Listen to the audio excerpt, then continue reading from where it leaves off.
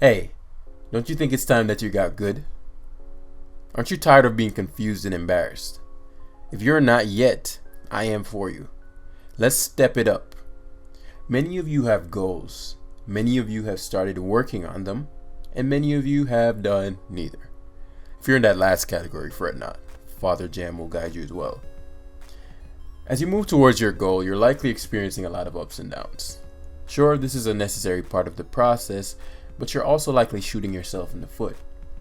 Moving forward with a bullet in your foot is always harder than not. I don't recommend it. Now that you know better, do better. Put the gun down, get your foot patched, and let's try something else. Now that you're healthy, at least physically, how do we prevent a repeat?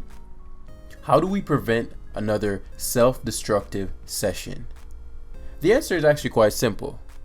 Learn and understand these principles of progress, or POPs for short. These clarify how to pleasurably progress at anything in your life. And, Pokemon, most important thing, of course. This simple video will help you guys progress faster with less hassle and bullet wounds. Let's do this. Progress, a forward or onward movement, to an objective or a goal.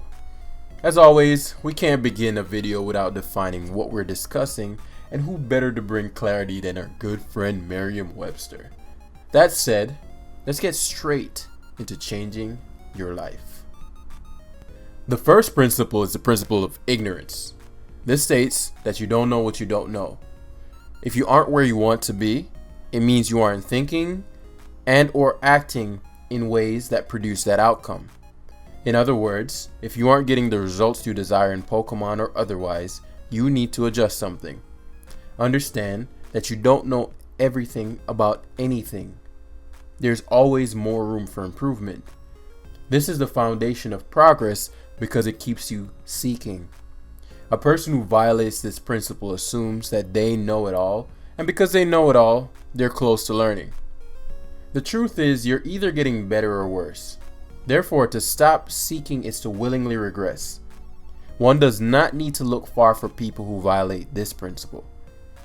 You will find 1,000 men seeking to speak for every one man seeking to listen. Learning is good, in case you forgot. Often, you need to lose to learn. Therefore, losing is good. The realization of ignorance is the pathway to wisdom. But, Golden Buddha quotes aside, you're not all that. Calm down and be willing to learn. The second principle is the principle of equivalent exchange. This states that you get out what you put in. This is nothing new, but how many of us actually take this seriously?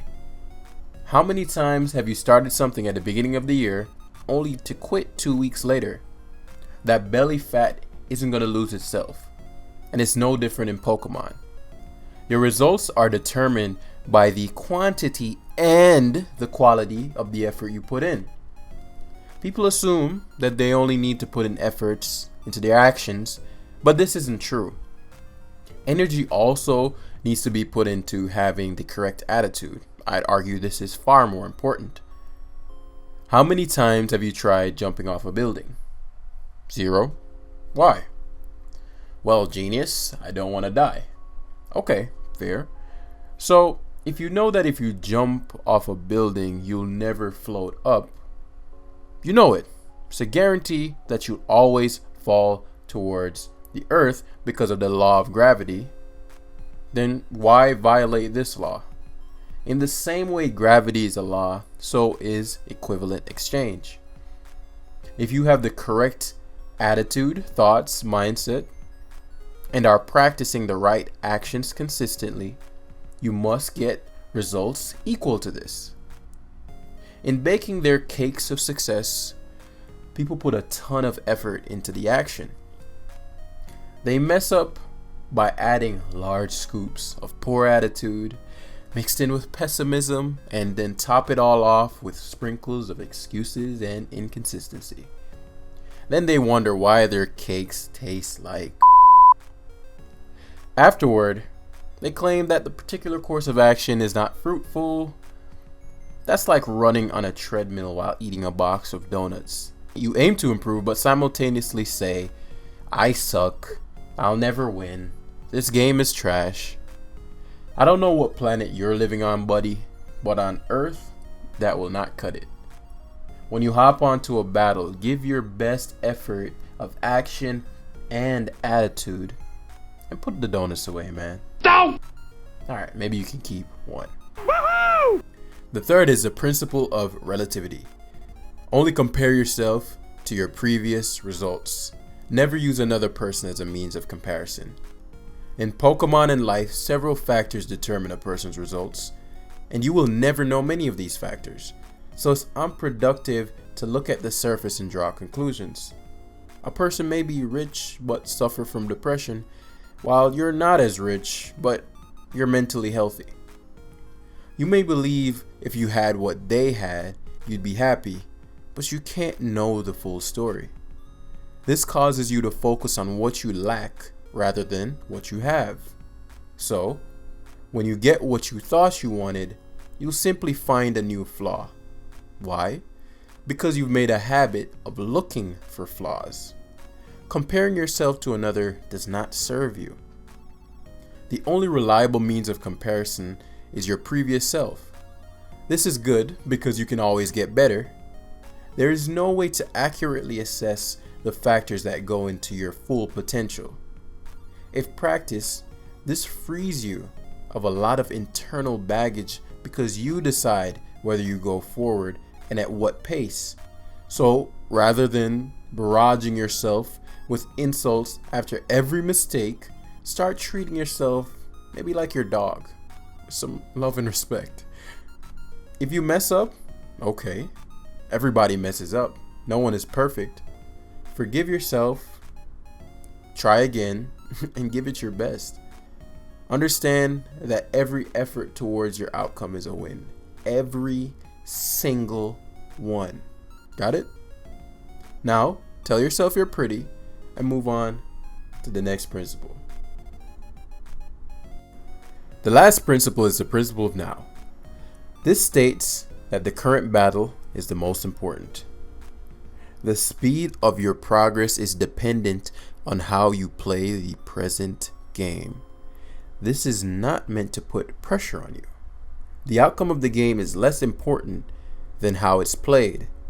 If you're so focused on the goal that you reduce the present to a means to an end, then it's unlikely you'll enjoy it. Remember, the future you desire is determined by how you play now. How you treat the present moment will determine your future. I went over this in a previous video, so I won't rehash it here. You're regressing if you say things like, I'll goof off. I already got this. At least I'm doing better than the guy below me. This assumes that violating the principles has no impact, but it does. Remember, you get out what you put in. If you're playing the goof off, fine.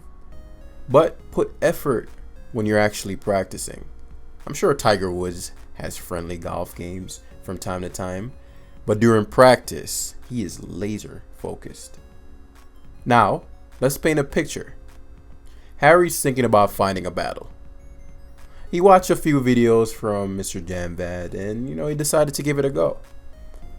As he's about to find his first battle, he notices that his palms are sweaty, knees weak, arms are heavy, there's vomit on his sweater already, Mom Spaghetti is nervous. So that's happening.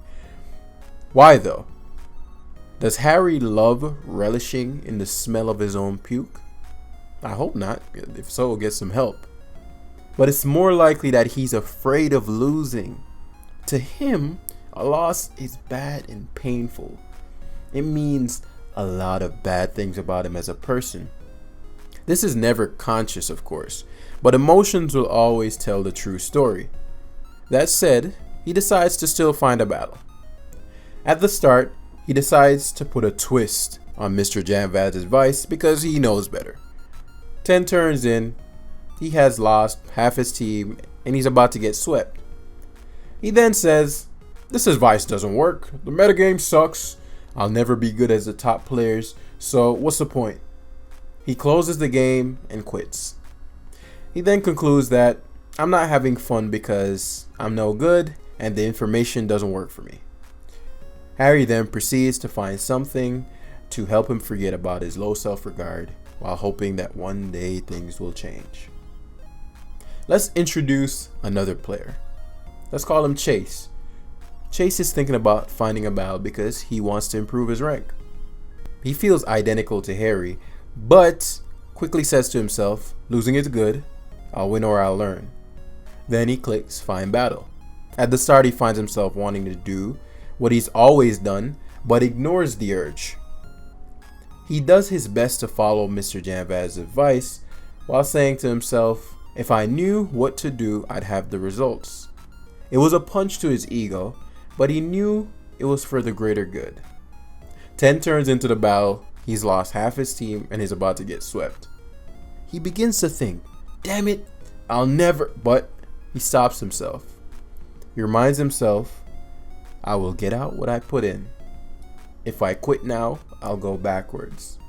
So, he gave his best effort till the end and managed to kill a few Pokemon before he lost. After the battle, he felt down and he felt defeated. But he decided to still follow the process and he asked himself, what did I learn and what did I do well? After completing this, the loss didn't feel so bad. Instead, he felt more empowered and proceeded to find another battle. Which of these players has the brighter future? It doesn't take a rocket scientist to answer this. Both players have potential, but one is more aligned with the principles of progress. One will stumble around wondering why things never change for him, while the other will achieve his goals and have a better quality of life. This is no accident. Now, reflect on your situation. What principles have you been violating? After finding the answer, slowly start applying them. This is a race between you and you. You'll only get out what you put in, and the time to start is now.